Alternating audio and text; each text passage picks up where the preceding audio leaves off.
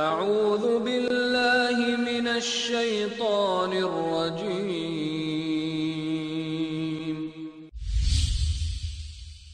بسم اللہ الرحمن الرحیم السلام علیکم ورحمۃ اللہ وبرکاتہ۔ الحمد للہ نحمده ونستعینه ونستغفره ونعوذ باللہ من شرور انفسنا ومن سیئات اعمالنا من يهده الله فلا مضل له ومن يضلله فلا هادي له وأشهد أن لا إله إلا الله وأشهد أن محمدا عبده ورسوله أما بعد فإن خير الحديث كتاب الله وخير الهدي هدي محمد صلى الله عليه وسلم وشر الأمور محدثاتها وكل محدثة بدعة وكل بدعة ضلالة وكل ضلالة في النار۔ أعوذ بالله من الشيطان الرجيم، بسم الله الرحمن الرحيم۔ يا أيها الذين آمنوا اتقوا الله حق تقاته ولا تموتن إلا وأنتم مسلمون۔ يا أيها الناس اتقوا ربكم الذي خلقكم من نفس واحدة وخلق منها زوجها وبث منهما رجالا كثيرا ونساء واتقوا الله الذي تساءلون به والأرحام إن الله كان عليكم رقيبا۔ يا أيها الذين آمنوا اتقوا الله وقولوا قولا سديدا يصلح لكم أعمالكم ويغفر لكم ذنوبكم ومن يطع الله ورسوله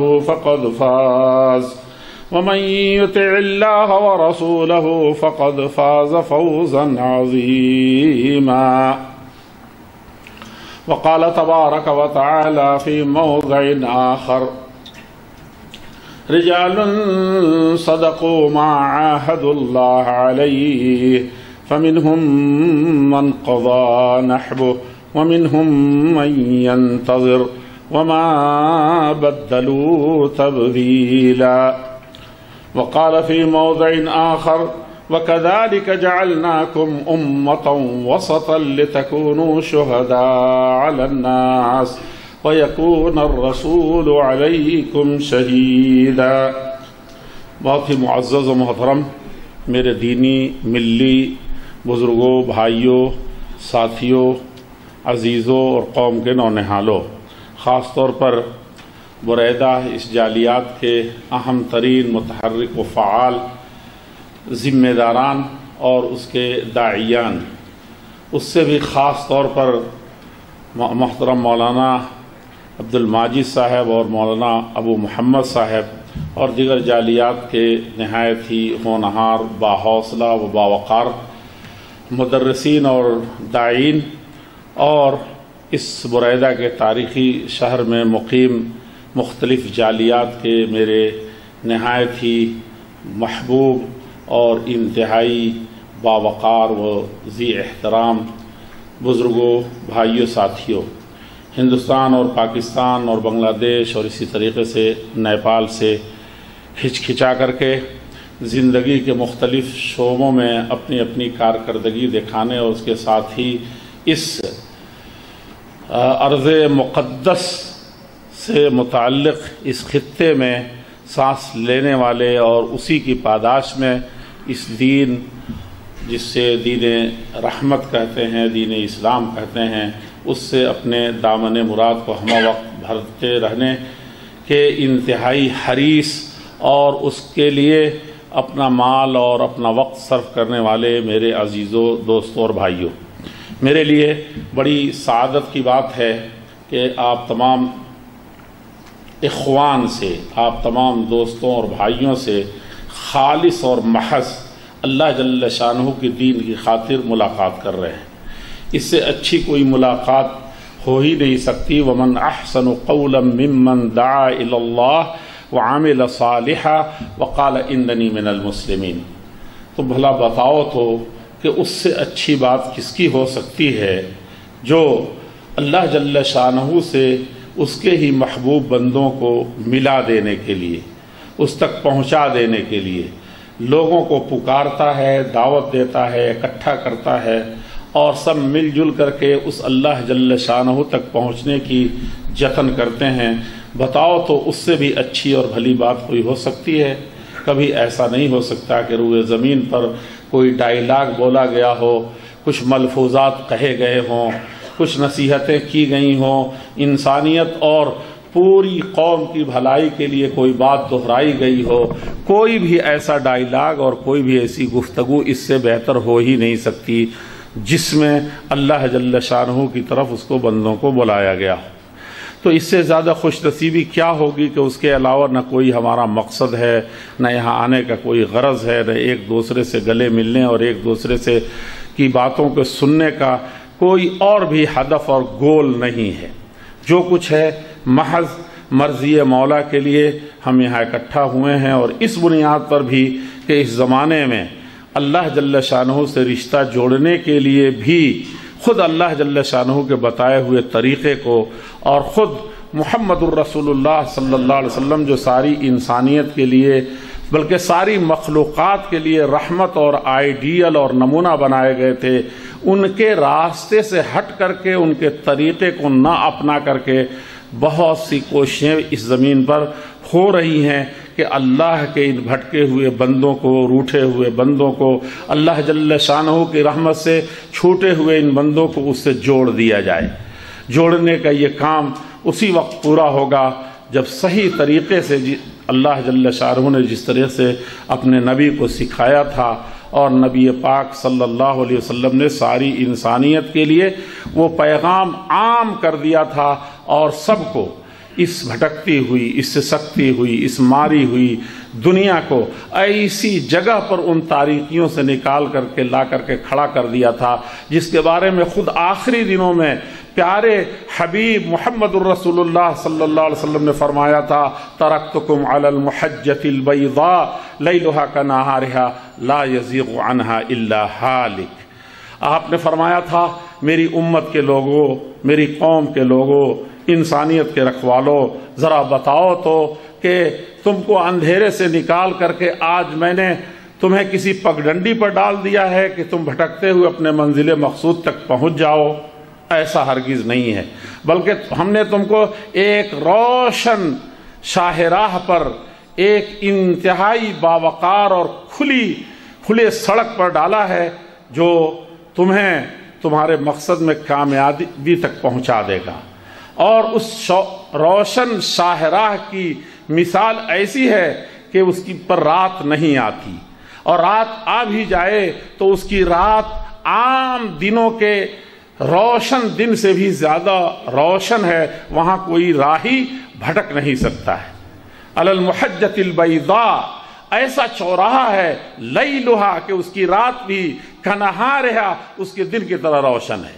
وہاں کبھی رات کے اندھیرے میں کوئی عبادت کرنے والا بھٹک کر کے اپنے مولا کو تلاشنے والا کسی اور جگہ نہیں پہنچ سکتا، کہ چلا تھا کہیں اور، لیکن محنت تو ضرور کی تھی، اخلاص اور دل سے چلا تھا، لیکن بہت کچھ خرچ کیا تھا، لیکن اندھیرا ہونے کے ناطے رات ہو گئی تھی، اس لیے وہ کہیں اور پہنچ گیا تھا۔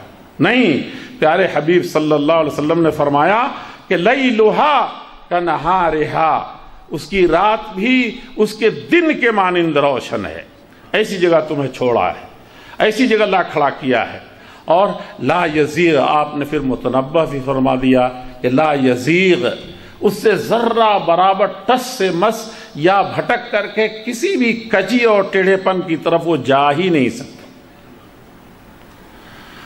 لیکن کچھ لوگ جائیں گے۔ لا یزیغ عنہا، اس سے یہ لوگ ہٹنے والے نہیں ہیں جن کو اتنا اچھا جی ٹی روڈ مل گیا ہے کہ پشاور تک چلے اور کلکتے تک ایک رخ پر چلا جائے اور اس میں کوئی مسافر بھٹکے نہیں۔ بہت ہی زوردار اس میں چھاؤں اور انتہائی مفید درخت جس سے تمہارے جسم کو تمہاری روح کو غذا ملے، تم وہاں سستاؤ اور اس کے ساتھ ہی ان بہترین ہریالیوں سے گزر کر کے صحت اور تندرستی بھی بناؤ، اور اس قدر تازہ دم وہاں پہنچو کہ وہاں پہنچنے کے بعد منزل مقصود ملنے کے بعد تم صرف اللہ کا گن گاؤ۔ وقالوا الحمد للہ رب العالمین وآخر دعوانا الحمد للہ رب العالمین۔ وہاں پہنچ کر کے صرف اللہ کا شکریہ ادا کرو کہ جس نے ایسے نبی کو بھیج کر کے ایسے شاہراہ پر، ایسے جی ٹی روڈ پر ہمیں چھوڑا تھا کہ ہمارے منزل مقصود تک پہنچایا۔ تو یہاں باغ و بہار ہے اور جنت بدامہ شہر ہے جو سب کے لیے اعدت للمتقین۔ ایسے جو اللہ کی اس نعمت کو پانے کے بعد ڈر گئے ہوں، اللہ سے محبت سے دلوں کو بھر لیا ہو، وہ ایسے لوگ جب پہنچے تو صرف اللہ کا نام لیں اور کہیں کہ این سعادت بزور بازو نیست تا نہ بخشت خدائے بخشندہ۔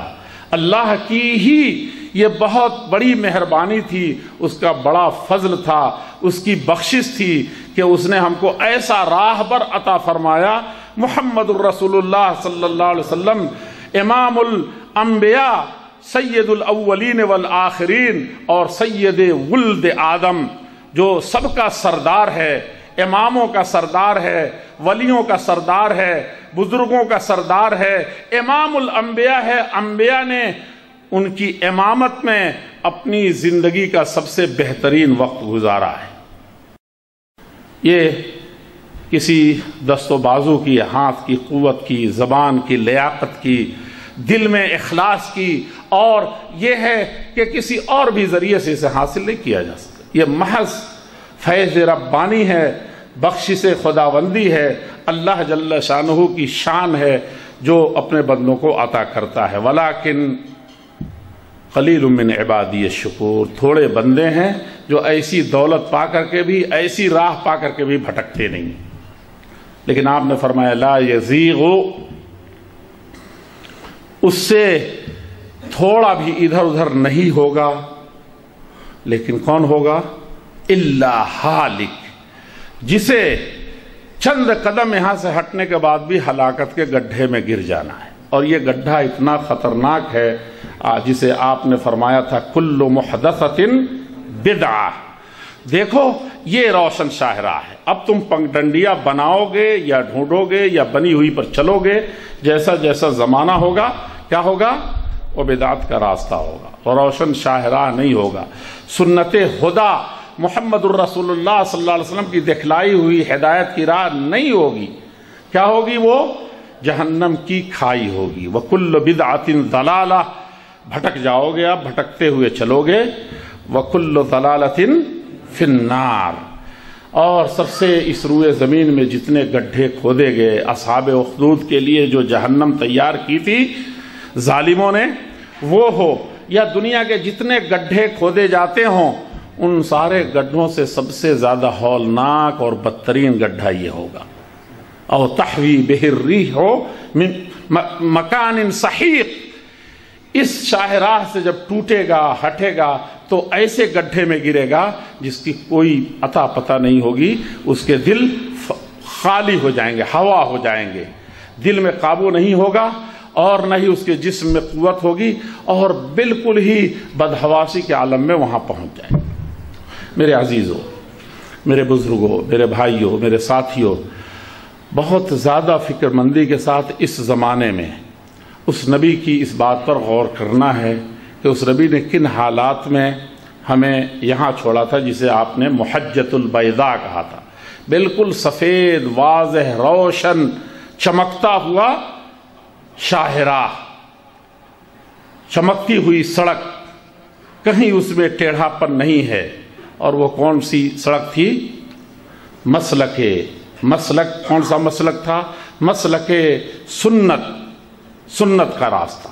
کس کی سنت؟ محمد الرسول اللہ صلی اللہ علیہ وسلم۔ یہ نسبت ہی ایسی اتنی بھلی ہے، اتنی اچھی ہے، اتنی پیاری ہے، اتنی معزز ہے کہ دنیا کے سارے نسبتیں اگر کٹ جائیں، سارے طریقے بند کر دیے جائیں اور سارے رشتوں پر پانی پھیر دیا جائے تو کیا ہوگا؟ تو یہ رشتہ اور زیادہ نکھرے گا، یہ اور زیادہ انسان کو بلندی تک پہنچائے گا۔ وہ نسبت ہے مسلک سنت والی۔ مسلک سنت پہ اے سالک چلا جا بے دھڑک، چلنے والے ہو تو کہاں چلو؟ مسلک سنت پر۔ مسلک سنت پہ اے سالک چلا جا بے دھڑک، جنت الفردوس کو سیدھی گئی ہے یہ سڑک۔ کہتے ہیں نا کوئی بھائی مر گیا، بہت غمگین ہے، حسن ملک سے دور ہیں تو جنازہ بھی نہیں ملا، تو حدیث میں ہے کہ اپنے بھائی کے لیے جنت مانگو، جو بھی ہو، جو مر گیا جنت مانگو اس کے لیے۔ کون سی جنت؟ جنت الفردوس الاعلی۔ یہ مانگو، مانگتے ہی ہو تو بڑے سے مانگ رہے ہو، اور بڑی چیز مانگو، اپنے لیے مانگو، اپنے بھائی کے لیے مانگو، انسانیت کے لیے مانگو۔ اور تم تو اپنے لیے مانگنے کے لیے پیدا تو ہوئے نہیں تھے، تم تو دنیا کو دینے کے لیے آئے تھے۔ یہی تمہارا منصب تھا، یہی تمہارا مقام ہے، اور تمہارے نبی نے اسی راستے پر تمہیں چھوڑا ہے۔ یہی راستہ سنت کا راستہ، اور سنت دنیا میں کون سی ہے؟ ایک ہی سنت ہے، اس کے علاوہ کوئی سنت نہیں ہے۔ سنت ابو الانبیاء ابراہیم علیہ السلام کی بھی سنت ہے۔ یہ جتنے انبیاء کرام آئے ان میں سے کسی ایک پر ایمان نہ لانا ان ساری ایمانیات پر، ایمان کی جتنی شاخیں ہیں وہ 70 کہہ لیں، یا ایمان مجمل کہہ لیں، یا ایمان مفصل کہہ لیں، ان سارے پر ایمان لانا، صرف ایک نبی کے ایک لمحے کا انکار کر دینا کیا ہوگا؟ سب پر پانی پھیر دے گا۔ ایمان لانا ہے سارے نبیوں پر، سب برحق ہیں۔ یہ جن کا عقیدہ ہوتا ہے وہ بہت، ان کا ذہن سلجھا ہوا ہوتا ہے، ان کا دماغ سلجھا ہوا ہوتا ہے، ان کا دل بہت صاف ہوتا ہے، سلجھا ہوا ہوتا ہے، چونکہ اس میں یہ بتایا گیا ہے کہ ان میں سے ہر ایک پر ایمان لانا ضروری ہے، کسی کو چھوڑنا نہیں ہے۔ لا نفرق بین احد من رسلہ، اللہ کا جو رسول ہو گیا تو اس سے بہتر کوئی ہوا ہی نہیں، اور وہ جب سب بہتر تھے تو ان میں تفریق کیسی؟ میری اور تیری، اپنا اور غیر، سب اللہ والے اور سب اللہ کے سب سے اچھے، اس لیے ہمارے ایمان میں بھی سب سے اچھے۔ یہ تو ہمارا ایمان ہے جس کے بغیر ادنا کھوٹ ہو جائے تو سب یہ نمازیں خالص نبی کی سنت کے مطابق نماز، اس ایمان کو درست کرنے کا جسے عقیدہ لوگ کہتے ہیں، اس کو خالص اچھا، لیکن ایک چھوٹا تو سب چھوٹ گئے، اس کا کوئی فائدہ نہیں۔ لیکن کیا وجہ ہے کہ ان سب خوبیوں کے باوجود آخری نبی محمد الرسول اللہ صلی اللہ علیہ وسلم کی ہی سنت کو فرض کیا گیا، آپ کی ہی سنت کو واجب قرار دیا گیا؟ آپ کی ہی سنت کے بغیر اب ان سارے نبیوں کی ساری خوبیوں کو جمع کر کے سنتوں کو کوئی مخلص انسان، ایماندار انسان اگر اس پر چلے تو کیا ہوگا؟ سب سے بڑا گمراہ انسان ہوگا۔ کیا وجہ ہے؟ کیا وجہ ہے کہ ان سارے انبیاء میں سے ایک پر بھی ایمان لانا یا فرق کرنا ان کی عظمتوں میں ایمان کے لیے خطرناک ثابت ہو جائے، لیکن ان سب کی خوبیوں اور سنتوں کو اپنے طور پر جمع کرنا گمراہی کا راستہ کھول دے؟ جب محمد الرسول اللہ صلی اللہ علیہ وسلم کی سنت آ گئی تو سب کے احترام کے ساتھ ساری سنتیں اب منسوخ ہو گئیں، ساری سنتیں چھوڑ دی گئیں، اب کسی اور سنت کی طرف نہیں جانا ہے۔ وَمَن يُشَاقِقِ الرَّسُولَ مِن بَعْدِ مَا تَبَيَّنَ لَهُ الْهُدَى وَيَتَّبِعْ غَيْرَ سَبِيلِ الْمُؤْمِنِينَ نُوَلِّهِ مَا تَوَلَّى وَنُصْلِهِ جَهَنَّمَ وَسَاءَتْ مَصِيرًا۔ میرے بھائیو، اسی رسول سے کسی بھی طرح سے مخالفت نہیں ہونی چاہیے، جو کچھ ہے اسی سانچے میں ڈھالنا ہے اپنے آپ۔ اب کوئی سانچا نہیں رہ گیا، صرف ایک ہی سانچا ہے، اور اس سانچے میں اگر انسان فٹ ہو گیا تو پھر اب اس کے بعد دنیا کی کوئی اچھائی نہیں ہے، کوئی سانچا اچھا نہیں ہے، صحیح نہیں ہے جس پر وہ فٹ نہ اتر جائے۔ سمجھ کا پھیر ہے۔ ہم دنیا کے 1000 سانچوں میں اپنے آپ کو فٹ کرنا چاہتے ہیں، اس ایک سانچے میں فٹ نہیں ہوئے تو سب سانچے بیکار ہو گئے، لیکن یہاں فٹ ہو گئے اور سب میں فٹ ہو گئے تو کتنا آسان تھا۔ صرف ذہن کو تھوڑا سا حرکت دینے کی ضرورت ہے۔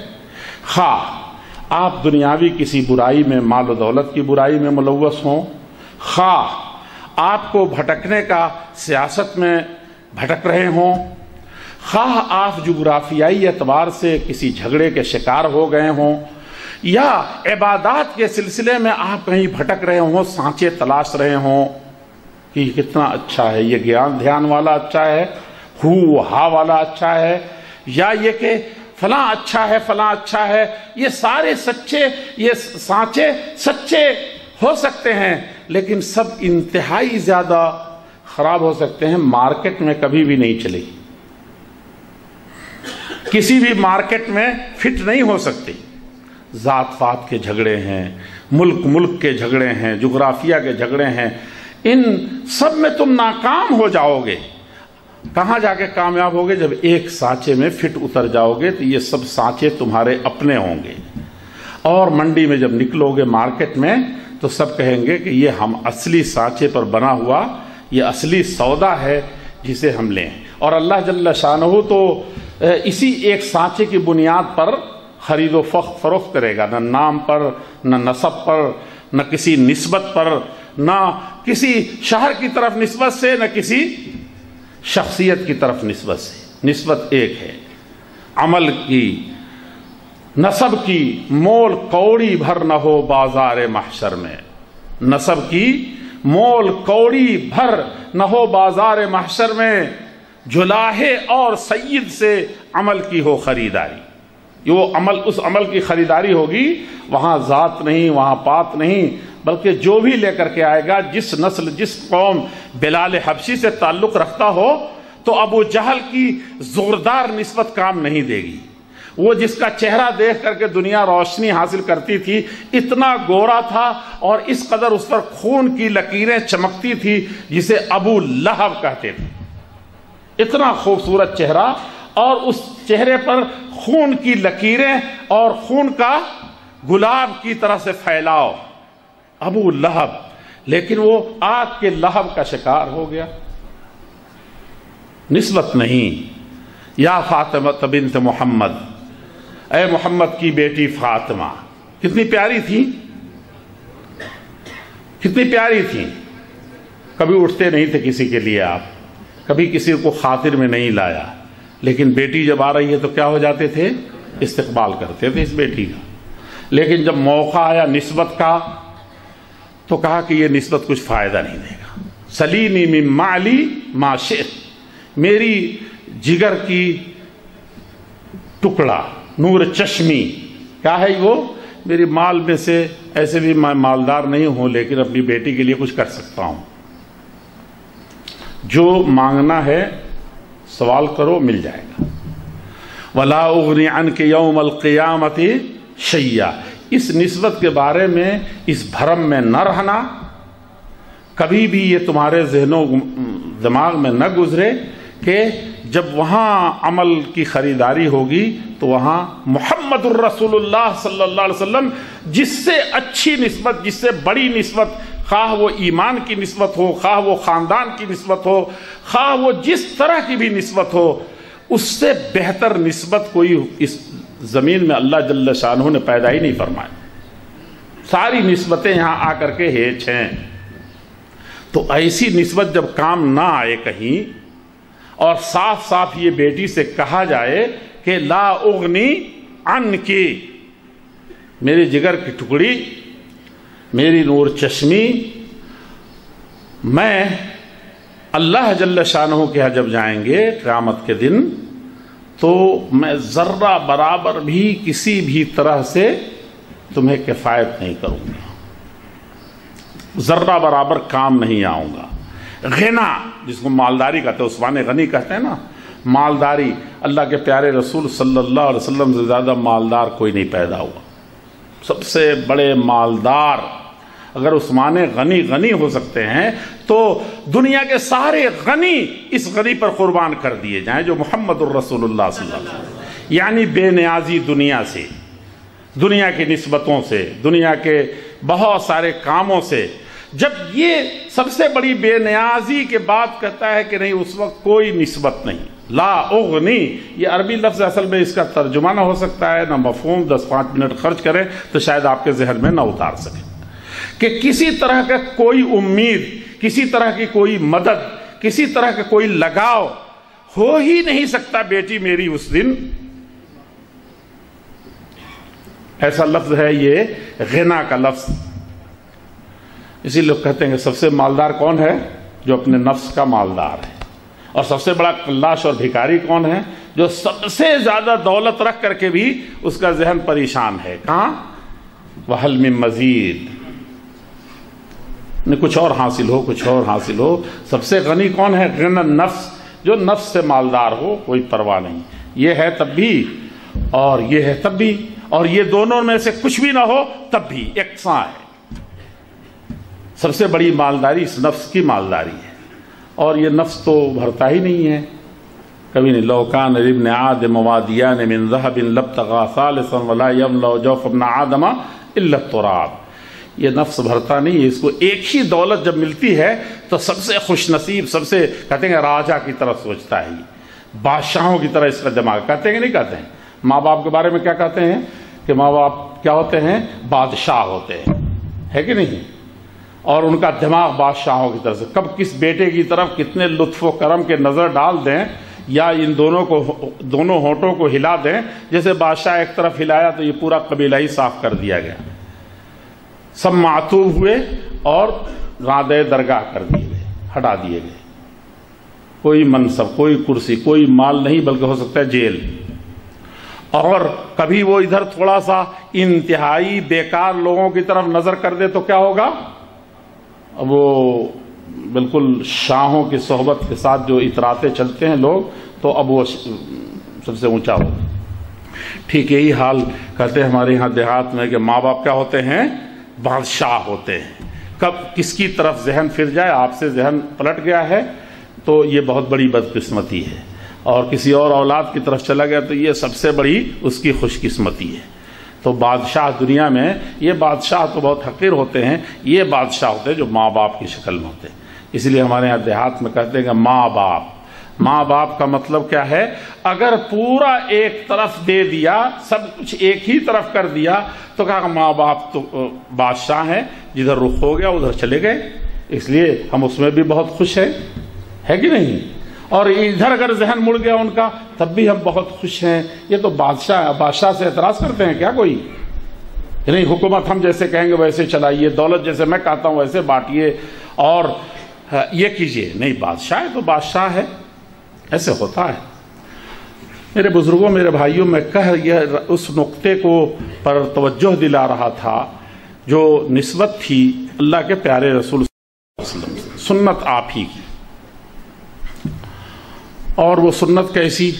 حضرت عمر فاروق، ان کے نام کے ساتھ فاروق لگے، یہاں غنی لگا تھا اور وہاں فاروق، یعنی آپ جو کہتے ہیں، آپ جو کرتے ہیں، آپ جو سوچتے ہیں، وہ کیا ہے؟ حق اور باطل وہاں گڈمڈ نہیں ہو سکتا۔ عمر فاروق ایک تنہا ایسا ہیں کہ شیطان کے وسوسے بھی گزر نہیں سکتے، نہ ان کی فکر میں، نہ ان کے عمل میں، نہ ان کے کردار میں، نہ کسی بھی معاملے میں شیطان کا وہاں گزر نہیں ہے، حق و باطل گڑبڑ نہیں ہو سکتے۔ لیکن ایک دن کتنی 5-6 وحی تو مشہور طور پر نازل ہوئی تھی کہ حضرت عمر رضی اللہ تعالیٰ عنہ نے سوچا یا کہا، اور اسی کے مطابق قرآن کریم میں اللہ جل شانہ نے اپنا فیصلہ فرما دیا۔ اور جب ایک ہم لوگ چلتے ہیں تو شیطان کہاں آتا ہے؟ پاس آ جاتا ہے، نماز میں بھی آ جاتا ہے، ہاں، اور خوب جگہ زیادہ چھوڑے رہتے ہیں تو اور زیادہ اسی کی چلتی ہے۔ مسجد ہماری، نماز ہماری، امام ہمارا، اور امام بظاہر کون بنا ہوا ہے؟ بڑی مشکلیں ہیں۔ لیکن وہاں کیا تھا؟ پھر وہ اس سے آگے بڑھتا ہے تو دل و دماغ میں بھی گھس جاتا ہے، اور خون جیسے دوڑتا ہے ویسے دوڑنے بھی لگتا ہے۔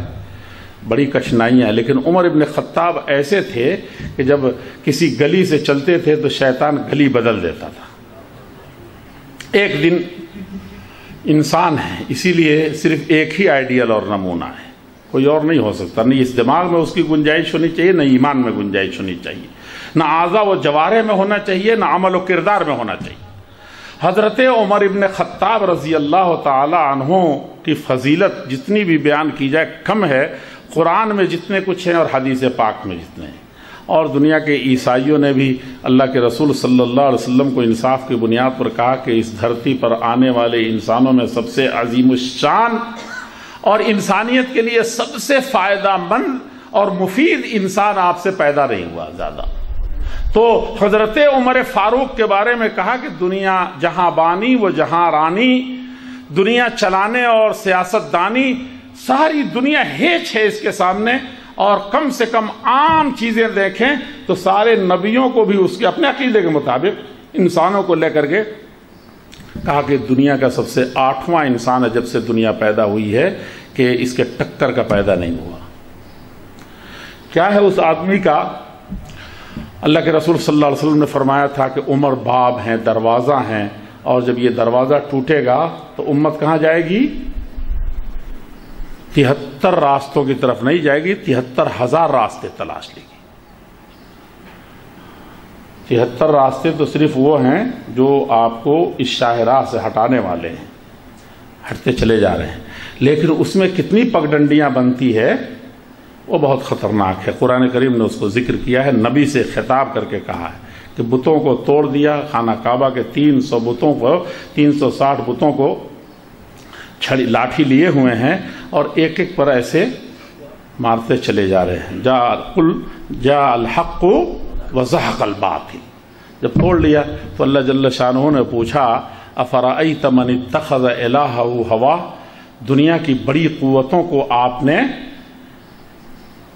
زیر نگی کر لیا، ان بتوں کو جن کی پوجا ہوتی تھی ان کو ایک ایک کر کے ڈھا دیا، لیکن اس بت کو کون ڈھائے گا؟ کون سا بت ہے وہ؟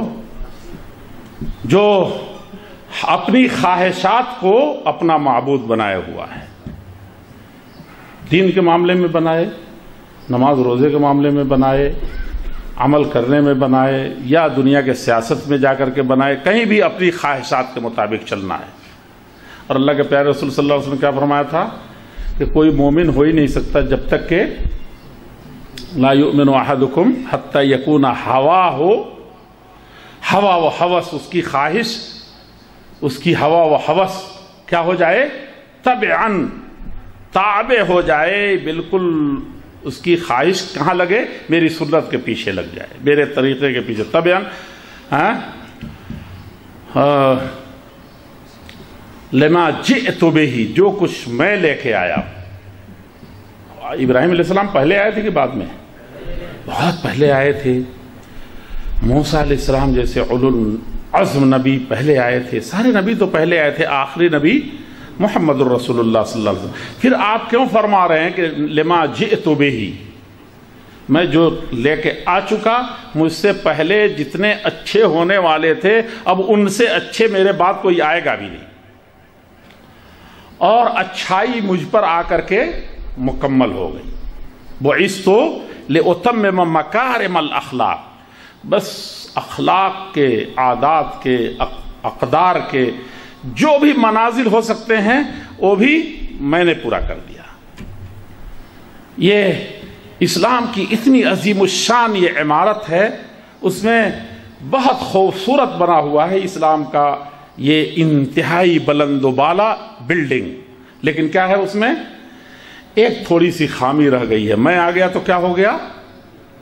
اب اس بلڈنگ اپنی آخری اور اصلی شکل میں چمکتی دمکتی ہو گئی۔ آپ کے بعد کوئی نہیں، لا نبی بعدی، کوئی اللہ جل شانہ کی طرف سے کوئی اور خیر نہیں ہے جو کسی بڑی خیریت والے پر اللہ تعالیٰ دے، میرے بعد کچھ نہیں، لا نبی بعدی۔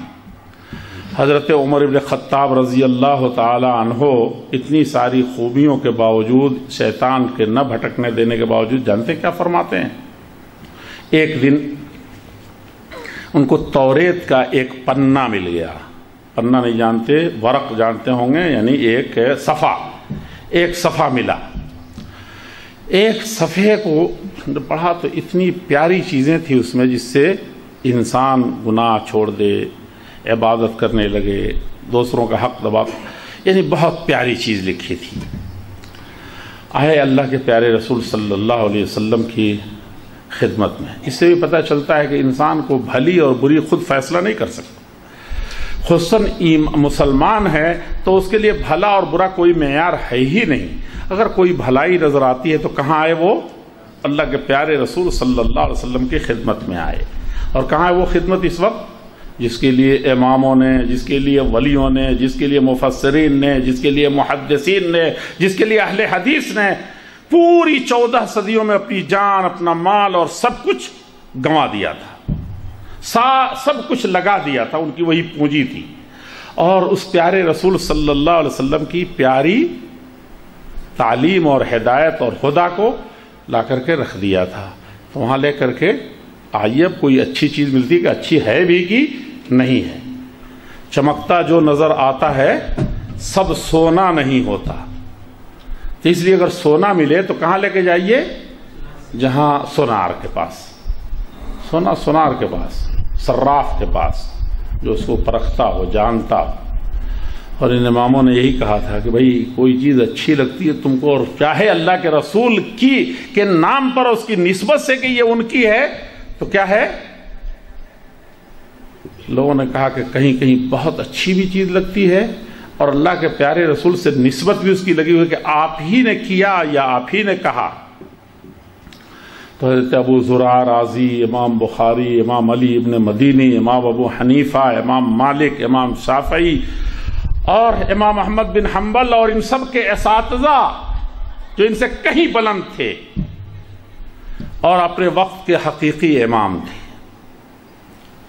اصلی امام تھے، جنہوں نے ایک ذرہ دیا تو یہ امام ہو گئے۔ نہیں سمجھا؟ تو کہا کہ یعیش لہ الجہابذہ، کیوں پریشان ہوتے ہو کہ اللہ کے رسول کے نام پر کوئی کھوٹی چیز چل جائے گی، یا تم اچھی بات ہونے کی وجہ سے بہت مفید ہے اور اللہ کے رسول کے نام پر پیش کرنا چاہتے تو وہ قبول کر لی جائے گی؟ نہیں، مردود ہوگی۔ اور یہ جو رات دن ایک کیے ہوئے ہیں محدثین، وہ اس کو نکال باہر کریں گے، اس کو مردود قرار دیں گے۔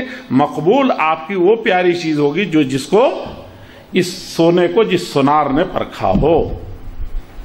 ہماری بیوی کے فریب خوردگی سے میری بچی کی بہت زیادہ ولولے اور جذبے سے اس چمکتی ہوئی چیز کو لے کر کے ہم سونا ڈکلیئر نہیں کر سکتے کہ خرید دیں اس کے لیے، نہیں۔ جب سونار سے گزرے گا تب اس کی قیمت لگے گی۔ لعل قیمت کو پہنچتا ہے بدخشاں چھوڑ کر، وہاں پہنچے گا جب یہ اپنی جگہ سے ہٹے گا، یہاں آئے گا تب اس کی قیمت لگے گی۔ حضرت عمر ابن خطاب رضی اللہ عنہ کو ایک سونا ملا، لیکن ایمان تھا، اور ایمان جب صحیح معنی میں اس رسول سے نسبت ہوتی ہے اور اس اللہ جل شانہ کی دین کی خاطر ہوتی ہے تو تھوڑا سا دور جانے کے بعد بھی جلد ہی قریب آ جاتا ہے۔ تو اچھی چیز تو ملی، لیکن گئے کہاں لے کر کے؟ اللہ کے رسول صلی اللہ علیہ وسلم کی خدمت میں، اور کہے چلے جا رہے ہیں اللہ کے پیارے رسول صلی اللہ علیہ وسلم بہت پیاری چیز ہے، بہت اچھی چیز ہے۔ آج توریت کا ایک صفحہ اور پنہ ملا ہے، بہت، جو موسیٰ علیہ الصلاۃ والتسلیم لے کر کے آئے تھے۔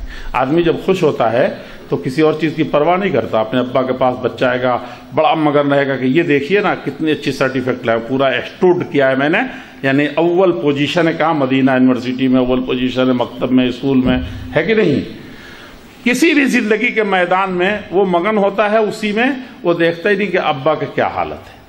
حضرت عمر ابن خطاب رضی اللہ عنہ جب یہ کہہ رہے تھے کہ بہت اچھی چیز ہے، حضرت ابو بکر صدیق رضی اللہ عنہ وہیں تھے، اور وہ ان سے زیادہ بزرگ تھے، یہ ان سے بڑے امام تھے، یہ ان سے زیادہ بڑے ولی تھے، بلکہ ویسا ولی تو کوئی پیدا ہی نہیں ہوا۔ اور قیامت تک جتنے اولیاء پیدا ہوں گے ان سارے اولیاء کی ساری ولایتوں کو ترازو کے ایک پلڑے میں رکھیں گے، اور ابو بکر کے دوسرے میں تو کیا ہوگا؟ یہ ایمان ہے ایمان والوں کا۔ تو یہ صدیق فاروق جو فرق کرنے والا تھا نہیں کر سکا، اور صدیق دیکھ رہا ہے کہاں؟ چہرے انور کی طرف، اور چہرے انور تو اتنا خوش تھا کہ صحابہ کرام کہتے تھے کہ یہ 14ویں رات کی چاند بھی ماں نظر آتی تھی، ایسے خوبصورت تھے، اتنے اچھے تھے، اور ایسی خوبصورتی تھی جس کی کوئی مثال نہیں تھی۔ اس گورے چہرے پر جب آپ کو پسینہ آتا تھا تو صحابہ کرام فرماتے ہیں کأن علی وجہ الرمان، بلوری شیشے پر جو چمک رہا ہو، بہت خوبصورت ہو، اعلیٰ قیمت والا، اس پر انار کے دانے بکھیر دیں تو اوپر جتنا خوبصورت نظر آئے گا، اور اس کی پرچھائی، اس کا عکس جو اس بلوری پتھر پر جائے گا، یعنی کیا سما پیش کرتا ہے۔ اور مثالیں تو اس لیے نہیں دی جاتی ہیں کہ جیسی وہ چیزیں ویسی ہو جائے۔ وہ رخ انور پر وہ جو جلال تھا، وہ جو جمال تھا، وہ جو ایمان تھا، وہ جو روحانیت تھی، اور جو اعلیٰ مقام تھا، اللہ جل شانہ نے آپ کو جو رعب بخشا تھا کہ ایک مہینے تک دشمن ہی دشمن چلنے والے ہوں، اور وہ کیا ہے، آپ اپنے گھر میں ایک چھوٹے سے جس میں 3 آدمی کی قبر بھی نہ بن سکے، وہاں بیٹھے ہوں تو اس رعب سے سب دہل رہے ہوں۔ وَنُصِرْتُ بِالرُّعْبِ مَسِيرَةَ شَهْرٍ، یہ صحیح حدیث ہے کہ مجھے بہت خصوصی چیزیں جو اللہ جل شانہ نے عطا فرمائی ہیں، جو دوسرے نبیوں کو نہیں ملی، اس میں سے ایک یہ بھی میرا رعب ہے۔ اور رعب پر جب جلال پر، قوت پر خوبصورتی آ جائے تو کیا ہوگا، تب کیا پوچھنا۔ تو ایسے ہی کأن علی وجہ الرمان، پیارے رسول صلی اللہ علیہ وسلم کے اس چہرے انور پر دنیا کے سارے بلوری شیشے جس پر فیل ہو جائیں، اور ساری سفیدی اور خوبصورتی ختم ہو جائے اس کی، اس پر اگر یہ انار کے دانے بکھرے ہوئے تو کیا ہوگا۔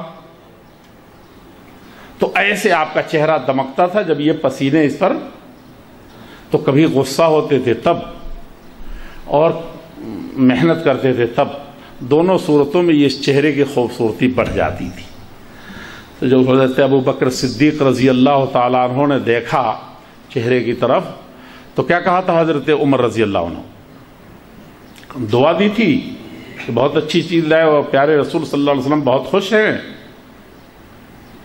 ہم تو بہت مگن سے ہیں کہ عبادت تو کر رہے ہیں، 1% لوگ عبادت کر رہے ہیں، اور اس میں سے عبادت کا حال کیا ہے؟ ہمارے ہاں دیہات میں کرتے ہیں، بیٹھے ہیں پوجا پر، ہندو لوگ بیٹھے ہیں پوجا پر، پوجا نے عبادت پر، اب من ہے بھوجا پر، یعنی کھانے کی چیز پر، نہیں سمجھا؟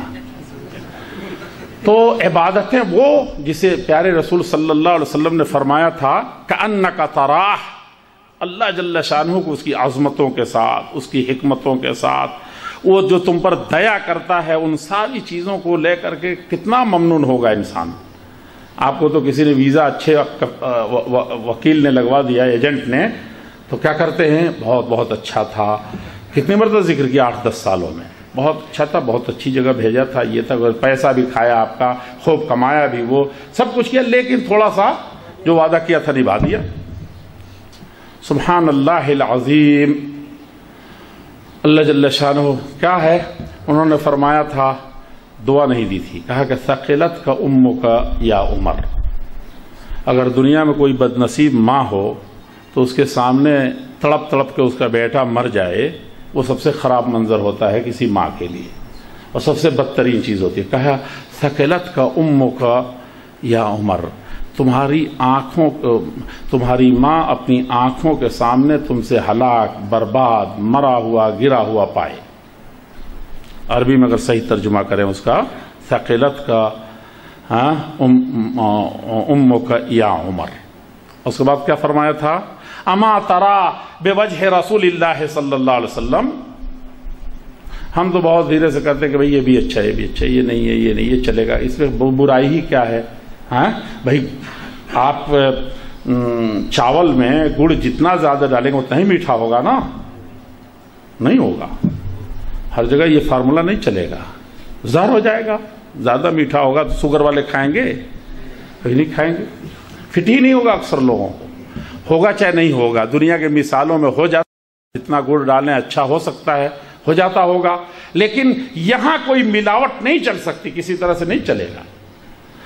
اما ترا بوجہ رسول اللہ صلی اللہ علیہ وسلم عمر، اللہ کے پیارے رسول صلی اللہ علیہ وسلم کے اس چہرے انور کو نہیں دیکھ رہے ہو، اس چہرے کو نہیں دیکھ رہے ہو، تمہارے لیے بربادی ہو۔ مسلمان تو ہم بھی ہیں، سنتے ہیں، ٹھیک ہے، انسان کا مطلب کیا ہوتا ہے؟ نسیان، کہیں بھول گیا، کہیں غلطی کر بیٹھا۔ ہماری زبان میں کہتے ہیں کہ کیا ہے، خطا اور غلطی کا انسان کیا ہے؟ پتلا ہے۔ غلطی تو ہونی ہی ہے، لیکن کیسی غلطی؟ غلطی کیا ہے؟ عمر نے کیا کہا اس کے بعد؟ یہ کہا کہ نہیں، اتنی اچھی چیز ہے، اس پر آپ کے چہرے پر اتنا غصہ کیوں ہے کہ نہیں؟ میرے دل کو دیکھیے، مجھے توریت پر ایمان لانے کے لیے آپ نے کہا تھا، موسیٰ کے پر ایمان لائے بغیر میں مومن نہیں ہو سکتا تھا، پر ایمان لانا میرا کوئی معنی نہیں رکھتا تھا، تو اس کی کوئی اچھی چیز ملی تو اس میں آپ کو اتنا ناراض ہونے کی کیا ضرورت؟ کہا تھا کیا؟ یہ فرمایا تھا حضرت، یہ مومن کی علامت ہے۔ اگر دین اس دین والے کے لیے ہے تب، اور اس دین والے نے یعنی اللہ جل شانہ نے جس کے ذریعے سے جس کو آئیڈیل بنا کر کے اس دین کو دیا تھا تب، ورنہ کچھ اور ہو،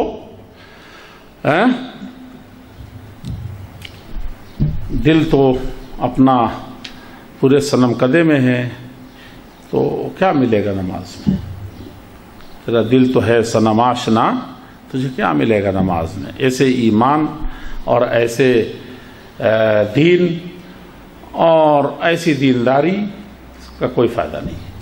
فائدہ کہاں ہے کہ انسان بھٹکتا ہے، اس کا دماغ بھی بھٹکاتا ہے، دل بھی بھٹکاتا ہے، اس کا اخلاص بھی کہیں کہیں بھٹکا دیتا ہے۔ مخلص ہوں میں کافی نہیں ہے، عمر سے زیادہ مخلص کوئی نہیں ہو سکتا۔ پوری امت کو ان کے اخلاص کو تقسیم کر دیں، ساری امت کہاں چلی جائے گی؟ جنت میں چلی جائے گی۔ صرف اخلاص کی کمی نہیں تھی۔ کیا فرمایا انہوں نے فوراً؟ رضیت باللہ ربن، دوبارہ گویا کہ کلمہ پڑھ لیا عمر نے رضی اللہ عنہ، رضیت باللہ ربن، گویا کہ میں اللہ کی زمین کو چھوڑ کر کے، اس کے دین کو چھوڑ کر کے، اس کے رسول کے طریقے کو چھوڑ کر کے، اللہ کی مرضی جو رسول، آخری رسول محمد الرسول اللہ صلی اللہ علیہ وسلم میں پیوست کر دی گئی، اس کو چھوڑ کے کہیں اور چلا گیا تھا۔ اس لیے اس اللہ کی طرف دوبارہ آتا ہوں، توبہ کرتا ہوں، معافی مانگتا ہوں، کلمہ لا الہ الا اللہ کا پھر دہراتا ہوں، رضیت باللہ ربن، صرف ایک رب ہے اللہ، اللہ کے رسول، آپ غصہ نہ ہوئیے۔ میں نے اس اللہ کی طرف پھر میں لوٹ آیا۔ نہیں لوٹے تھے جب اچھی چیز کوئی لے کر کے، کوئی دنیا کی چیز تو نہیں لے کر کے، سونا لے کر کے کہ آپ کے گھر کے لوگ کھا لیں گے، خالص دین لے کر کے آئے تھے، دین کی بنیاد پر یہ دوڑ کر کے آئے تھے، لیکن اس کو دین نہیں مانا، اس سے توبہ کیا۔ یہی فرق ہے ہمارے اور ان میں، یہی چیز ہے جو معیار ہے، اور اسی چیز اللہ تعالیٰ کو بھا گئی تھی۔ کیا تھی؟ رجال، وہی اصلی مرد تھے، مرد میدان تھے۔ کون؟ صحابہ کرام رضوان اللہ علیہم اجمعین۔ رجال صدقو، یہ ایسے مرد تھے، ایسے ایمان والے تھے، سچ کر دکھایا، ما عاہد اللہ علیہ، جو اللہ جل شانہ سے انہوں نے عہد و پیمان باندھا تھا ایمان کا، کہ رضیت باللہ ربن، تو ہی میرا رب ہے، اب کوئی رب اور نہیں ہے کہ بیماری کے لیے کوئی اور رب ہو، یعنی رب یعنی پرورش کرنے والا، پالنے والا، وجود بخشنے والا، کمی اور زیادتی سے جو دو چار روز ہوتے رہتے ہیں اس سے اولاد دینے والا۔ دنیا کے جتنے مسائل ہیں جس سے انسان کو اپنے وجود کو برقرار رکھنے میں مدد ملتی ہے، وہ سب میں رب کون ہے؟ سب کا مالک وہی ہے۔ رضیت باللہ ربن، یہ پڑھ لیا کہ اللہ ہی ہمارا رب ہے، کسی اور کا حکم نہیں چلے گا، کسی اور کی طرف نہیں تاکہ۔ وبالاسلام دینا، کیا مسلمان نہیں تھے کیا ابو عمر رضی اللہ عنہ؟ ان کے اسلام کو سارے دنیا کے فرما بردار مسلمانوں پر تقسیم کیا جائے تو سب بالکل گویا کہ اندھیرے میں ہیں۔ آپ ہی کا ایمان ہے، آپ ہی کا عمل ہے۔ وبالاسلام دینا، دین جو اسلام ہے اس سے میں راضی ہوں۔ پھر پلٹ کے وہاں آ گیا میں، غصہ مت ہوئیے۔ وبمحمد النبی، کس کے پاس گئے تھے؟ کسی مٹھ کے پاس گئے تھے، کسی کچہری میں گئے تھے، کسی اور یہودی احبار و رہبان کے ہاں گئے تھے، نصارہ کے ہاں کہیں اور گئے تھے؟ کہاں گئے تھے؟ اللہ کے پیارے رسول صلی اللہ علیہ وسلم۔ پھر یہ اس یقین دہانی کی، دوبارہ پلٹنے کی، دوبارہ اس کلمہ پڑھنے کی، رسالت پر ایمان لانے کی کیا ضرورت تھی؟ یہ تھوڑا سا بھٹکاؤ تھا، وہ بھی اخلاص کی بنیاد پر، بھلائی کی بنیاد پر۔ کیا کہا؟ وَبِمُحَمَّدٍ نَبِيًّا، اب صرف محمد ہیں کہ وہ بڑی بڑی خبریں جو آسمان سے آتی ہیں وہ صرف آپ کے لیے خاص ہو گیا، اس سے پہلے اس کے بعد بات تو ہے ہی نہیں، اس سے پہلے جو کچھ ہوا جس کو میں لے کر کے ابھی ہاتھ میں کھڑا ہوں اس کی کوئی گنجائش نہیں۔ محمد النبی۔ اچھا یہ بتائیے، جب ہمارا ایمان ہے کہ اس دھرتی پر سب سے اچھے لوگ وہ تھے جو اللہ کے پیارے رسول صلی اللہ علیہ وسلم سے پہلے انبیاء یا رسول کی شکل میں چلے گئے، ایمان ہے کہ نہیں ہے؟ ان کے بعد ادنا نبی میں ادنا کوئی نہیں ہوتا، لیکن سمجھانے کے لیے ان سے سب سے چھوٹے نبی سے بھی کوئی بڑھ کر کے دنیا میں ہو سکتا ہے؟ کوئی ولی ہو سکتا ہے؟ یا سب اولیاء مل کر کے اس نبی کا مقابلہ کر سکتے ہیں؟ جب ہمارا یہ ایمان ہے اور یہ پتہ ہے کہ اللہ جل شانہ نے ان کو وہی دولت دی تھی جو آخری نبی محمد الرسول اللہ صلی اللہ علیہ وسلم کو دیا تھا، یعنی وحی، اپنا احکام اپنے بندے کو ڈائریکٹ بتانا، اپنی مرضی کے مطابق چلانا، کہیں غلطی ہو جائے بس تقاضائے بشریت انسان ہونے کے ناطے تو فوراً اس کو درست کر دینا۔ اللہ جل شانہ نے انبیاء کو یہی چیز ہوتی۔ تو یہ بتائیے کہ جب ہمارا ایمان وہاں کے ختم ہو جاتا ہے کہ ان سے افضل کوئی پیدا ہوا ہی نہیں، نہ ہوگا، تو بعد میں کسی ایسے کا ڈائلاگ، کسی ایسے کے ملفوظات، کسی ایسے کے تعلیمات، کسی ایسے کے وظائف ہمارے لیے نمونہ ہو جائیں گے؟ کیا اس کو ہم جتنے اخلاص سے کریں اپنے من میں ڈوب کر پاجا سراغ زندگی؟ میں تو اکثر کہتا ہوں 1,00,000 تقریر پر بھاری کیا چیز ہے؟ صرف اپنا ایمان تھوڑا سا رکھیے قرآن حدیث پر، اور اپنے دل پر ہاتھ رکھ کر کے خود اپنے عمل کا فیصلہ کیجیے۔ ہاں، مفتی لوگ کل ایک عرب تھا راستے میں، اور راستہ بھر ڈرائیور بھی لڑ رہا تھا، کہتا کہ ایسے فتویٰ دے دیا، شیخ ابن باز مر گئے اور شیخ ابن عثیمین مر گئے۔ ہاں، اب فتویٰ لوگ ایسے دیتے ہیں، ویسے دیتے ہیں، یہ دیتے ہیں، وہ دیتے ہیں، یہ غلط ہے، وہ غلط ہے۔ کیا ہونا چاہیے؟ تو تامین والے مسئلے کو، انشورنس والے مسئلے کو اس نے چھیڑا کہ اس میں دیکھیے کیسے علماء پہلے کیا کہتے تھے، آج کیا کر رہے ہیں، کیسے کر رہے ہیں۔ میں نے کہا کہ جیسے پوچھو گے ویسے ہی علماء جواب دیں گے نا۔ انشورنس میں کیا کیا ہوتا ہے سیدھے سیدھے بتاؤ گے کہ انشورنس اس کو کہتے ہیں، وہ کہہ دے گا جائز ہے، لیکن جب بتاؤ گے کہ اتنے سودی رشتے اور راستے اس میں جڑے ہوئے ہیں تو کیا کہے گا؟ کہے گا ناجائز ہے۔ ہاں، جیسا مسئلہ پوچھو گے ویسے ہی ڈاکٹر کو بتاؤ گے کہ ناک کان میں درد ہے تو وہ پاؤں کے تمہارے درد کا دے دے گا؟ نہیں دے گا۔ تو پتہ چلا کہ آنکھ تو چلی گئی، پاؤں درست نہیں ہوا، اتنی کڑی دوا تھی۔ میرے بزرگوں، میرے بھائیوں، دنیا کے معاملات میں ہم لوگ بہت ہوشیار ہیں، انتہائی چالاک ہیں، انتہائی نرم و گرم کو سمجھتے ہیں۔ دین کا مسئلہ ہوتا ہے تو انتہائی بدھو بن جاتے ہیں کہ ہمارا کیا مسئلہ۔ ایک واقعہ، ایک معاملہ جو صحابہ کرام کا تھا کافی ہے کہ ہم صحابہ کے، اسی لیے ہوا کہ صحابہ کے منل، قرآن حدیث پڑھو لیکن کیسے سمجھو اور کیسے عمل کرو جیسے صحابہ کرام نے سمجھا تھا، کیونکہ انہوں نے کیا کیا تھا؟ رجال، ایسے مرتے صدقو، بالکل سچے ثابت ہوئے اور سچ کر دکھایا، ما عہد اللہ علیہ، اللہ جل شانہ سے جس چیز کا معاہدہ کیا تھا، عہد باندھا تھا، آج سے تیرے اور تیرے نبی کے راستے پر ہیں، لا الہ الا اللہ محمد رسول۔ یہ اور اس کے بعد کیا ہے؟ معاہد اللہ، فمنہم من قضا نحبہ، اللہ جل شانہ نے فرمایا کہ ان میں سے جو کچھ عہد و پیمان باندھا تھا، ان میں سے بہت سے اپنی جان آخری سانس بھی اسی کے مطابق گزار کے چلے گئے، قربانی دے دی۔ ومنہم من ینتظر، اور ان میں سے کچھ انتظار میں بیٹھے کہ اللہ جل شانہ دنیا چاہے جتنی بدل جائے ہم لوگ نہیں بدلیں گے، وہیں ترکتکم علی المحجج، چھوڑ کے جا رہا ہوں اس روشن پر، شاہراہ پر، تو یہی مریں گے، یہی مٹیں گے، تاکہ روشنی میں سے جائیں اور روشنی میں پہنچ جائیں۔ اور کہا کہ انتظار میں بیٹھے، اور ان کی دوسری خوبی کیا ہے کہ زمانہ بہت آگے جائے گا، بہت پیچھے جائے گا، بہت مسائل آئیں گے، بہت خلفشار پھیلے گا، لیکن وما بدلوا تبدیلا، امت کا سب سے بڑا سرمایہ یہی ہے جو صحابہ کرام کے بارے میں اللہ جل شانہ نے فرمایا، کیا ہے وہ؟ وما بدلوا، کوئی تبدیلی پیدا نہیں کی۔ حالات، ہم لوگ کہتے ہیں کہ حالات بدل گئے ہیں، ایسے کیسے ہوگا، ہے کہ نہیں؟ ہمارے ہاں ایسے ہوتا ہے۔ یہ آپ سعودیہ کی بات کیوں کر رہے ہیں؟ ہم لوگ تو انڈیا میں جیتے ہیں، ہم تو پاکستان میں رہتے ہیں، پاکستان میں ایسے ہوتا ہے تو ہم کہاں سے ہو جائیں؟ ایسے کیسے ہو جائیں؟ نیپال تو بالکل وہ ملک ہے پہاڑیوں کا، وہاں کیسے ہم ایسے ہو جائیں گے؟ وما بدلوا، حالات بدل جائیں گے، کیا ہوگا؟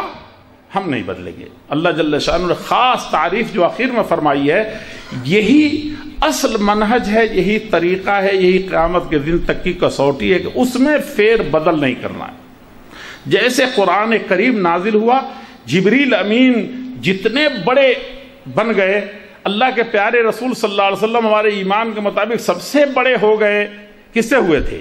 وہ قرآن نہیں ہمارے پاس اس وقت، جس سنت کو بتایا آپ نے، اور یہ صحابہ کرام سب سے کامیاب ہوئے۔ کب کامیاب ہوئے تھے؟ اولئک کالانعام بل ہم اضل، اللہ جل شانہ نے ان کے بارے میں کہہ دیا تھا کہ اللہ کے رسول یہ کیا ہے، یہ جتنے نظر آ رہے ہیں مکے میں، طائف میں اور ادھر ادھر کے، وہ کیا ہیں؟ کالانعام، یہ تو چوپائے ہیں، جانور ہیں، بہت بدتر لوگ ہیں یہ۔ بل ہم اضل، جانور تو بہت اچھے ہیں ان سے، یہ ان سے بھی زیادہ گئے گزرے ہیں، ان سے بھی زیادہ گمراہ ہیں۔ انہی کے بارے میں کہا تھا نا، مشرکین کے بارے میں۔ اور اب حالت یہ ہے کہ سب سے افضل، کنتم خیر امہ، اب تم لوگ سب سے اچھے ہو۔ کیا چیز ملی تھی ان کو؟ کیسرا کی دولت مل گئی تھی، امریکہ اور روس کی، سیاست میں سب سے آگے ہو گئے تھے۔ حکیم جالونیس اٹھ کر کے آیا تھا، ان کے بچوں کو سب سے بڑا ڈاکٹر بنا دیا تھا۔ بقراط و سقراط کے فلسفے نے آ کر کے ان کو کوئی دوسری دنیا، یورپ کی دنیا میں پہنچا دیا تھا۔ کچھ نہیں تھا، ایک ہی چیز تھی، وہ کیا تھی؟ یہ قرآن تھا، اور اتفاق سے ٹھیک وہی قرآن ہمارے پاس بھی ہے، ایک نقطے کا کوئی فرق آج تک نہیں ہوا ہے۔ اور اگر یہ کوئی بابرکت چیز تھی جس کو قیامت تک رہنا چاہیے اور اصلی اور اوریجنل شکل میں ہونا چاہیے، تو اس سے کم بابرکت وہ چیز نہیں تھی جو اللہ جل شانہ نے محمد الرسول اللہ صلی اللہ علیہ وسلم کے واسطے سے کھلایا تھا، جسے حدیث کہتے ہیں۔ تو بھی کبھی ضائع نہیں ہو سکتا، ایک نقطہ بھی کہیں نہیں جا سکتا۔ پھر کہاں بھٹک رہے ہیں، کہاں جا رہے ہیں؟ وما بدلوا تبدیلا، آخری وقت تک تبدیلی نہیں کی۔ اور جو لوگ قیامت تک اس راستے کو اپنائے رہیں گے اسی شکل میں کہ وہ ہے اور یہ، تیسری کوئی چیز نہیں، تو کیا ہوگا؟ وہ لوگ صحابہ کرام کے اس راستے کو اور اس روشن شاہراہ کو پکڑے ہوئے رہیں گے، زمانہ جہاں آئے اور جس طرف چلا جائے۔ یہی چیز تھی صحابہ کرام کی زندگی میں، سب سے بنیادی چیز یہی تھی۔ اور اسی کو انہوں نے، اسی لیے ہم کو یہ کہا جاتا رضی اللہ، اللہ ان سے راضی ہو گیا۔ نکاح کا ہوا ہے کہ نہیں؟ نکاح ہوا ہے، ہو گیا ہے، تو نکاح میں قاضی صاحب آپ سے کہلاتے ہوں گے کہ کیا کرو، کہو قبول کیا۔ فقہا کہتے، فقیہ لوگ، کہ جب کہے گا وہ کہ قبول کیا، یعنی میں نے اس لڑکی کو تمہاری زوجیت میں تمہاری بیوی بنا دیا، تو قبول کیا، تو آپ وہ کیا کہے کہ قبول کرتے ہیں، اور آپ کہیں کہ قبول کروں گا یا قبول کرتا ہوں، تو کیا کہ نکاح نہیں ہوا۔ کب ہوگا؟ کیا، کیا آپ نے قبول کیا، اور وہ کیا کہتا ہے کہ میں نے قبول کیا، یعنی معاملہ ہو گیا۔ اگر حال پر آپ نے ڈیپینڈ کر دیا اس کو، ابھی پر پختہ نکاح نہیں ہوا، وہ ہو گیا، دے دیا تو دے دیا، قبول کر لیا تو کر لیا، ہو گیا معاملہ۔ صحابہ کرام کے بارے میں کیا ہے؟ رضی اللہ عنہم، راضی ہو گیا تو ہو گیا. اب دنیا میں چاہے دنیا طوفان برپا کر دو ان کے خلاف کہ ان سے یہ غلطی ہوئی تھی، ان سے یہ ہوا تھا، ان سے یہ ہوا تھا، اسی لیے ایک بھی صحابی میں فرق کرو گے ایمان ضائع ہو جائے گا. اس لیے اس وقت دیکھ رہے ہیں کتنا جو صحابہ کو گالی دیتے ہیں، صحابہ کے بارے میں تھوڑی بھی بدگمانی کرتے ہیں، چاہے اہل سنت سے ہوں چاہے اہل سنت کے خارج ہوں. ایسے ایسے فتنے امت کے لیے لا رہے ہیں کہ جس کا کوئی تصور نہیں ہے، اور وہ چلا گیا تو سب چلا گیا. اسی لیے جیسے قرآن کریم کو انہوں نے سمجھا، جیسے قرآن کریم کو انہوں نے پڑھا، جیسے حدیث پاک کو انہوں نے سنا، جیسے حدیث پاک کو انہوں نے پڑھا اور پڑھایا، یہ تو ایک دوسری بات ہے. اصل چیز یہ ہے کہ پڑھا اور سمجھا تو عمل کیا، کر کے دکھا دیا یا نہیں، یا حالات کے اور ظروف کے شکار ہو گئے. تو حالات و ظروف کے شکار نہیں ہونا ہے، ہر حال میں اسی پر قائم و دائم رکھنا ہے.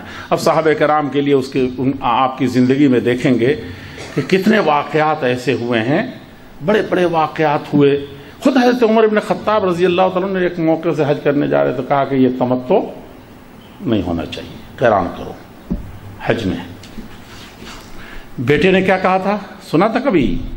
روئے زمین پر جتنے بیٹے ان کے بعد پیدا ہوئے ہوں گے یا اس وقت تک پیدا ہوئے ہیں، اتنا فرما بردار بیٹا شاید کسی کا ہو، اور اتنا دیندار بیٹا شاید کسی کا ہو، اتنا ہوشیار بیٹا شاید کسی کا ہو. جہاں ابو بکر رضی اللہ عنہ، عمر رضی اللہ عنہ عشرۂ مبشرہ جنت کی خوشخبری والے اور اللہ کے پیارے رسول صلی اللہ علیہ وسلم کے وزیر بیٹھے ہو، وہاں ایک چھوٹا سا بچہ کوئی جواب نہ دے سکے، جواب نہ سوجھے، اور جواب سوجھا تو کس کو سوجھا؟ اس چھوٹے سے عبداللہ کے اوپر. حضرت عمر بن خطاب کہتے ہیں کہ پوری سلطنت کا اللہ کے رسول صلی اللہ علیہ وسلم کے دوسرا آدمی میں ہوں،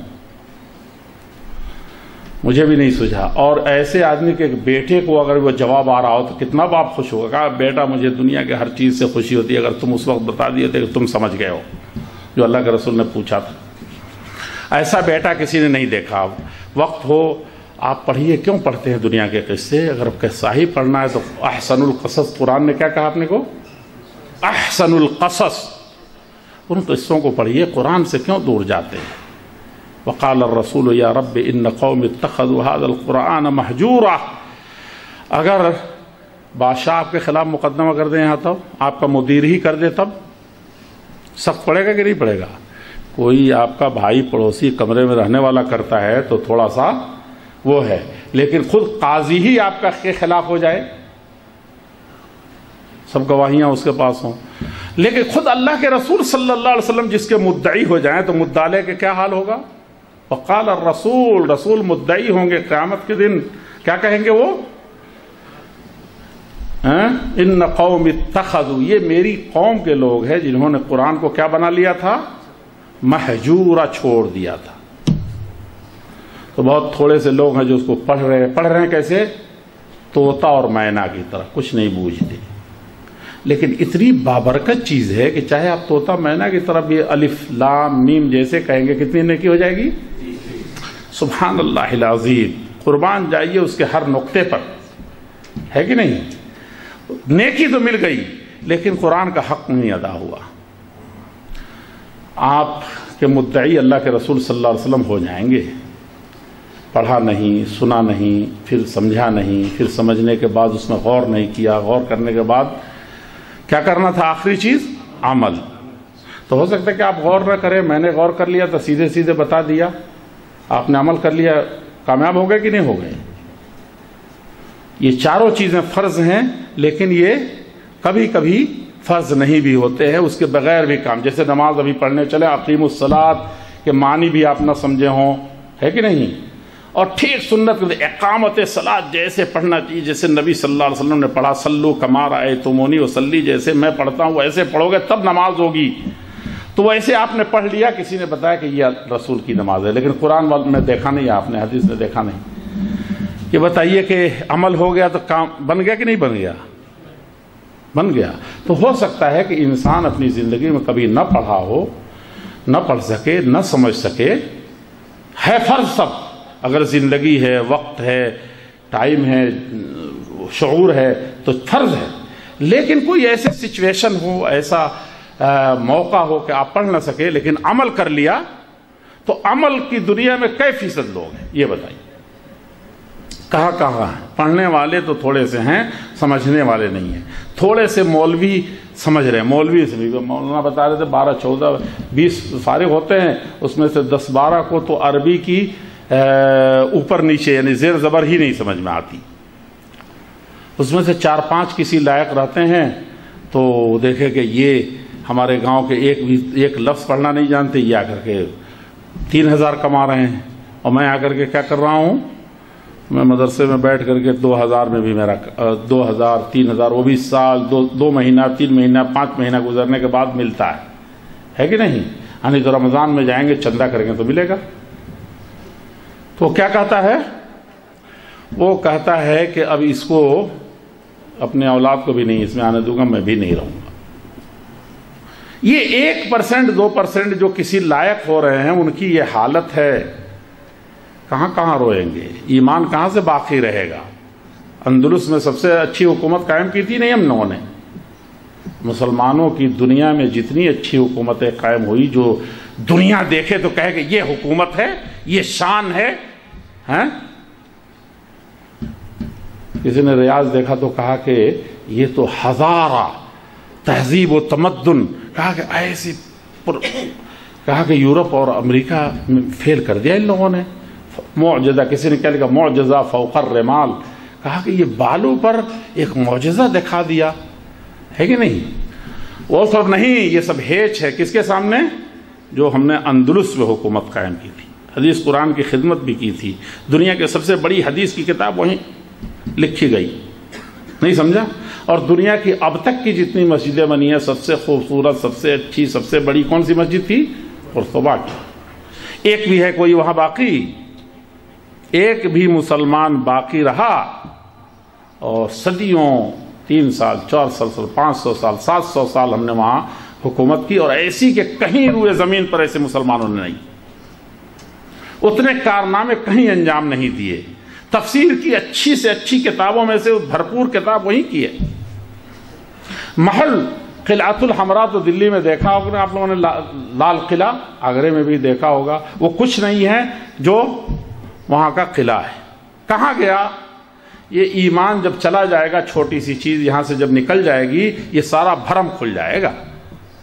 ضرورت ہے ادھر آنے کی، اس کو جاننے کی، اس کے لیے کھپانے، ویسے نہیں زمانے جمع خرچ نہیں، اس دل سے جو وبہی نزل، یہ قرآن جیسے نازل ہوا تھا کہ روئے زمین کا سب سے بڑا وجود، سب سے طاقتور وجود، سب سے اچھا وجود کیا ہوا تھا؟ دہل گیا تھا۔ پہاڑ تو ایسی پہلے ہی معافی مانگ لی، انا عرضنا الامانۃ علی السماوات والارض والجبال فابین ان یحملنها واشفقن منها وحملها الانسان۔ پہاڑ ڈر گیا، آسمان ڈر گیا، زمین دہل گیا کہ ہم نہیں لے سکتے، اس امانت کو پہنچانا ہے کہ نہیں اٹھا سکتے اس امانت کو، وحمل، لیکن انسان نے اٹھایا۔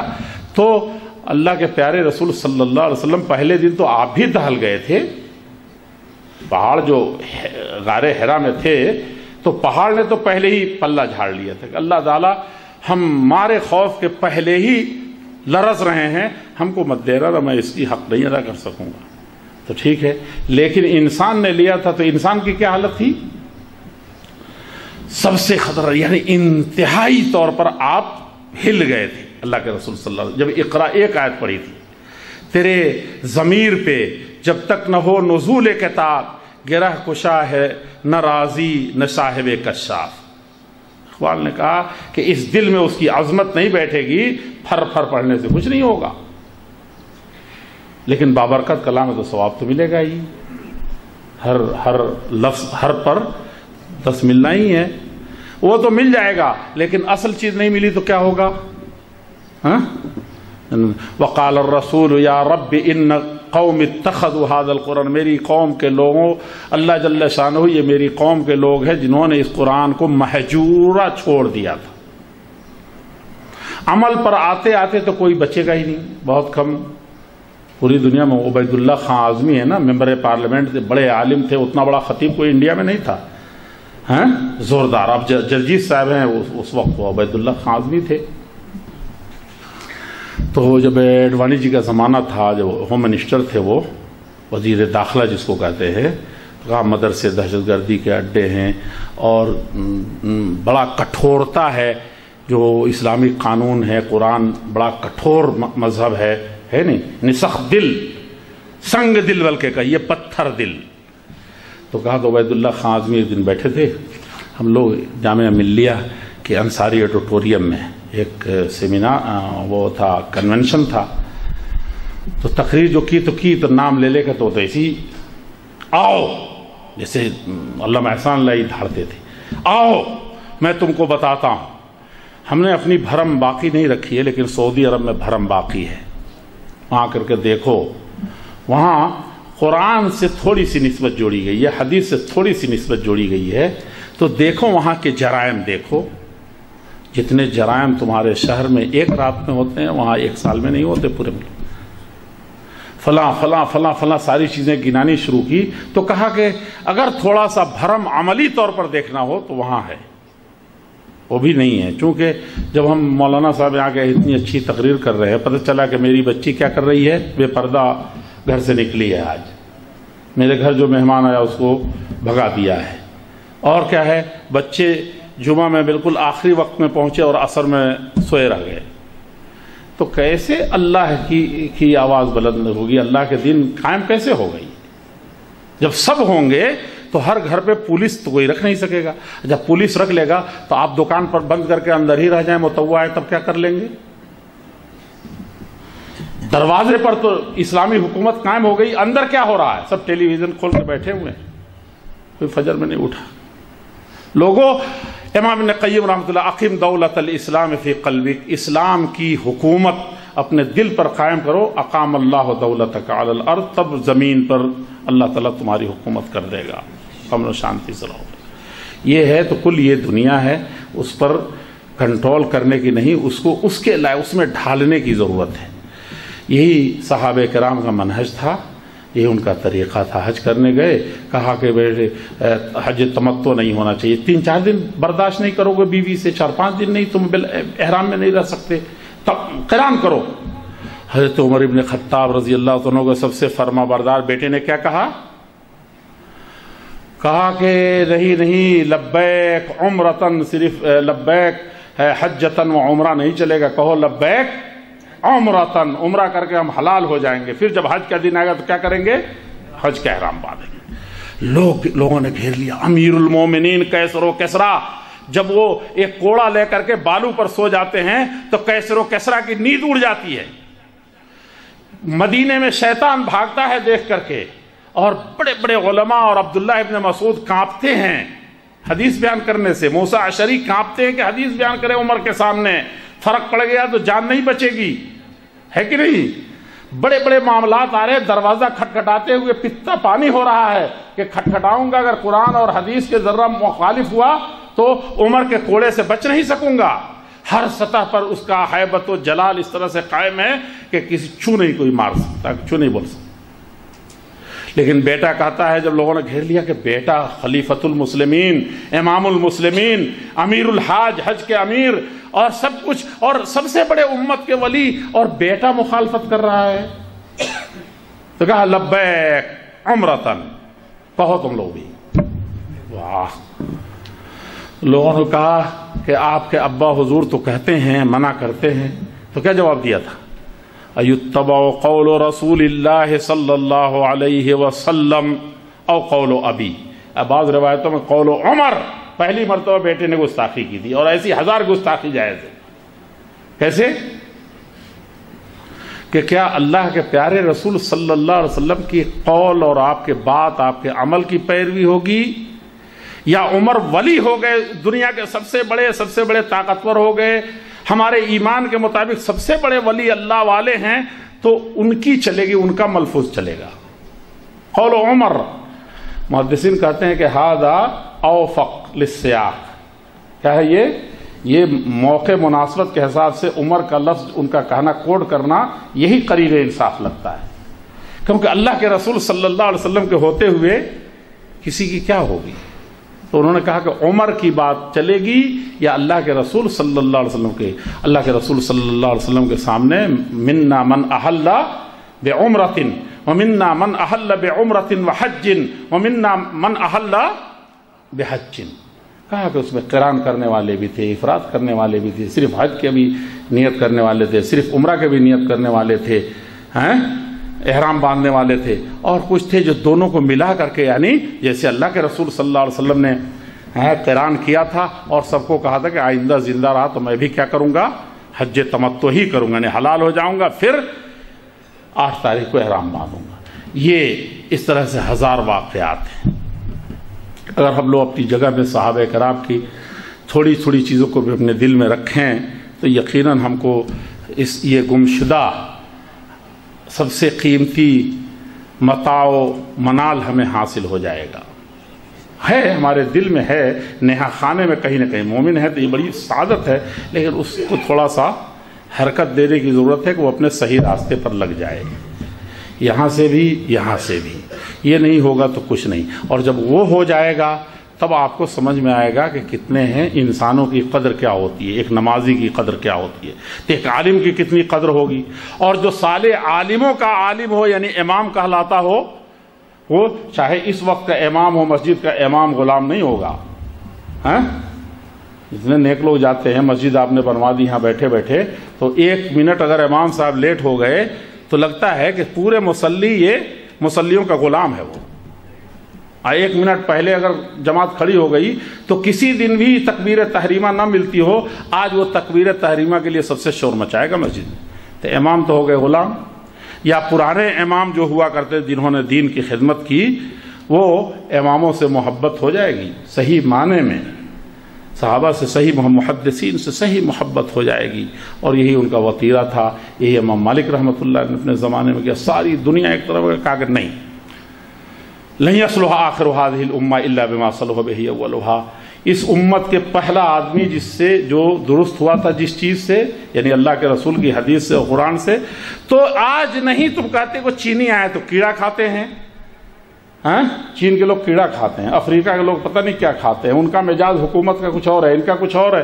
سارے لوگوں نے، علماء نے مل کے کہا کہ نہیں نہیں نہیں نہیں، کچھ ایسا سنشودھن کیا جائے، کچھ ایسی ترمیم اور تبدیلی کی جائے کہ چلنے کے لائق ہو جائے مذہب اسلام، ورنہ اصلی چلائیں گے تو نہیں چلے گا. تو کیا کہا تھا انہوں نے کہ پہلی صبح کو جس طریقے سے یہ دین آیا تھا، اللہ کے رسول نے کہا تھا، جس سے اصلاح ابو بکر کی ہوئی یا ان جانوروں سے بدتروں کی ہوئی کہ اللہ جل شانہ نے فرمایا کہ اب کون ہیں روئے زمین پر سب سے بہتر ہو گئے، اسی طرح قیامت کی صبح تک کسی کی اصلاح ہوگی. نماز کی اصلاح، عقیدے کی اصلاح، ملک کی اصلاح، گھر کی اصلاح، بیوی کی اصلاح، بچوں کی اصلاح. جہاں کہیں بھی کمپنیوں کی اصلاح کس سے ہوگی؟ اسی سے ہوگی جس سے پہلے دن ہوئی تھی، یعنی اسی قرآن سے، اسی حدیث. یہی کیا امام بخاری رحمۃ اللہ علیہ، امام احمد بن حنبل نے، یہی امام ابو حنیفہ رحمۃ اللہ علیہ نے. جیل چلے گئے، کہا کہ نہیں یہ چیز نہیں چاہیے، جب یہ چیز نہیں ہے اللہ کے رسول نے ایسے کہا ایسے.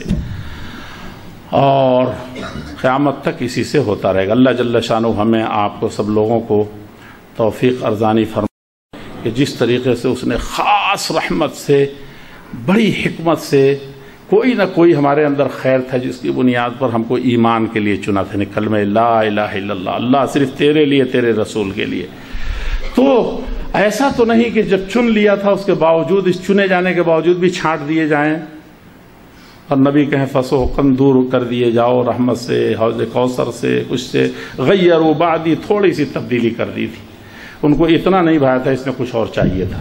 تو اللہ جل شانہ سے دعا کرنی چاہیے کہ اگر یہ دولت مجھے ملی ہے تو اس سے فائدہ اٹھانے کا بھی مجھے موقع ملے. ایسا ڈاکٹر نہ بنے جس کی وجہ سے سارے جراثیم میرے ہی پاس ہوں اور سب کا علاج بھی میرے پاس ہو، استعمال ہی نہ کریں. تو اللہ جل شانہ تو نے تیرا بڑا احسان ہے. کبھی اکیلے میں اس کو یاد کریں تو روئے بھی. یہ سب سے جیسے قرآن میں ہے کہ آخری وقت میں قرآن پڑھتے ہیں رات کے تو اقوام قیلا، ان قرآن الفجر کان مشہودا.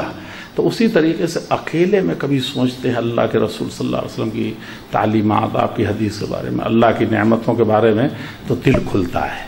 تو یہ تقریر پر صرف وہ نہ کریں، نربھر اس پر بھروسہ کر کے نہ بیٹھے، اسی کچھ چیزوں کو لیں، اکیلے میں اپنا اللہ سے رشتہ جوڑے. اللہ کے پیارے رسول صلی اللہ علیہ وسلم سے جتنا حق ہے، حقوق المصطفیٰ صلی اللہ علیہ وسلم پر اتنی موٹی موٹی کتابیں لکھی گئی ہیں 4-4 5-5 جلدوں میں. ان حقوق کو پہچانے اور ویسا دل بنائیں تب حق ادا ہوگا اور اس طرح سے ساری دنیا کا حق ادا ہو جائے گا. بارک اللہ لی ولکم فی القرآن المجید ونفعنی وإیاکم بالآیات والذکر الحکیم. والسلام علیکم ورحمۃ اللہ وبرکاتہ. السلام علیکم ورحمۃ اللہ وبرکاتہ. یہ تھے فضیلت الشیخ مولانا اصغر امام مہدی سلفی حفظہ اللہ تعالی، جن کا تعلق انڈیا سے تھا، اور وہ ہمیں یہ نصیحتیں کر رہے تھے کہ ایک مسلمان کے لیے سب سے قیمتی چیز کون سی ہے. تو کیا سمجھ آیا؟ سب سے قیمتی چیز کون سی ہے؟ کیا آواز کیوں نہیں ہے؟ سب سے قیمتی چیز کون سی ہے؟ ذرا آواز کو ڈھوکی، یہ تھک گئے ہو. سب سے قیمتی چیز کیا ہے؟ تو ہم نے اپنی پوری زندگی اسی کے مطابق گزارنا ہے. اللہ تعالیٰ ہمیں شیخ صاحب کی نصیحتوں پر عمل کرنے کی توفیق عطا فرمائے. آخر میں ہم شیخ محترم کے شکر گزار ہیں کہ وہ ہمارے پاس تشریف لائے. اللہ تعالیٰ ان کا یہاں تشریف لانا قبول فرمائے، اور جو انہوں نے نصیحتیں ہمیں کی ہیں اللہ ہمیں اس پر عمل کرنے کی توفیق عطا فرمائے. اللہ تعالیٰ ان کے علم اور عمل میں انہیں برکت عطا فرمائے، اور اللہ تعالیٰ ہم سب کو قرآن و حدیث کے مطابق زندگی بسر کرنے کی توفیق عطا فرمائے. ہم دعا گو ہیں شیخ کے لیے بھی اور جو حاضرین یہاں پر ہیں ان سب کے لیے بھی، اور انیزہ جالیات کے مشائخ کے لیے بھی ہم دعا گو ہیں کہ اللہ ان کی کوششوں کو بھی اپنی بارگاہ میں قبول فرمائے. آئندہ پھر انشاءاللہ آئندہ جمعہ آپ بھائیوں سے ملاقات ہوگی. سبحانک اللہم و بحمدک اشہد ان لا الہ الا انت استغفرک و اتوب الیک.